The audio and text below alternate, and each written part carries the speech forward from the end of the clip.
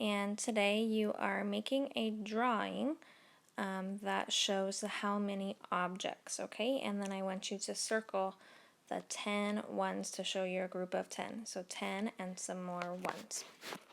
So first I'm going to show you with the number 11. And you get to choose any objects you want to draw.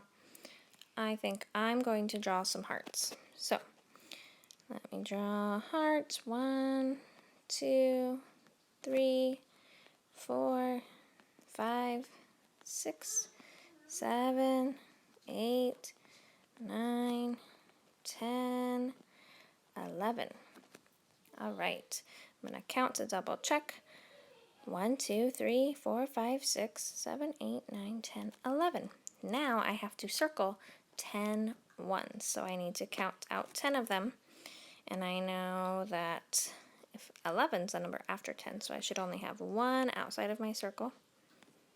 So I'm going to circle, and there's my 10, 1 to make 11.